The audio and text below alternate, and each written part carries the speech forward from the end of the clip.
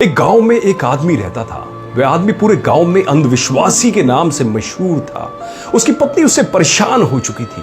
जब कभी भी उस आदमी की पत्नी से दूध फैल जाता तो वह घबरा जाता और तुरंत मंदिर में जाकर पाठ करने लगता। कभी उसकी पत्नी से कोई कांच की चीज टूट जाए तो वह आग बबूला हो जाता।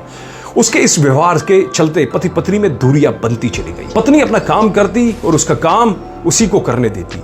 उस आदमी को सफाई बहुत पसंद थी, मगर दोनों के बीच दूरियों के कारण घर की सफाई भी नहीं हो पा रही थी, क्योंकि पत्नी कहती थी कि अगर मैंने सफाई की और गलती से कोई कांच की चीज मुझसे टूट गई तो आप तो डांटेंगे ही, इसलिए मैं घर की सफाई नहीं कर सकती।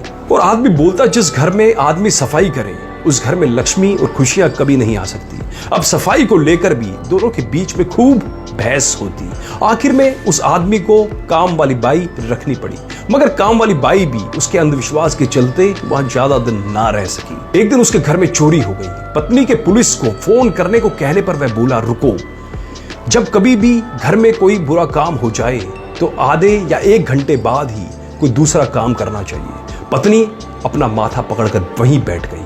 उसकी पत्नी रोज यही सोचती थी कि कब उसके आदमी का अंधविश्वास छूटेगा, पर कहते हैं ना कि भगवान के घर देर है अंधेर नहीं। एक दिन कुछ ऐसा हुआ कि उस आदमी का सारा अंधविश्वास दूर हो गया। हुआ कुछ यूं कि कुछ दिनों से उस आदमी के घर के पीछे स्थित नारियल के झुरमुट से एक बच्चे की रोने की आवाज आती थी। इससे वह बहुत डर जाता।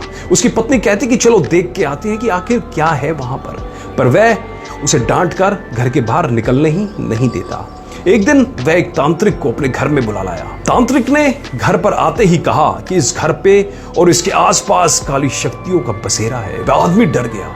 उसने बोला, बाबा अब क्या करें? बाबा ने कहा कि एक हवन करना पड़ेगा और इसमें 21,000 रुपए खर्च होंगे।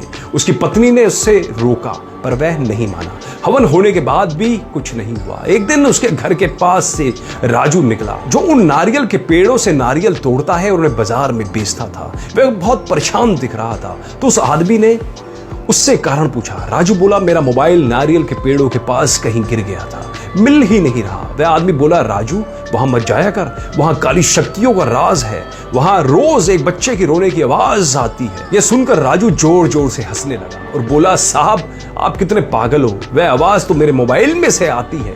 मैंने अपने मोबाइल में बच्चे की रोने की आवाज कॉलर ट्यून के तौर पे सेट करी हुई थी। आसपास खड़े लोग भी उस आदमी पर हंसने लगे और आदमी की गर्दन शर्म से नीचे झुक गई।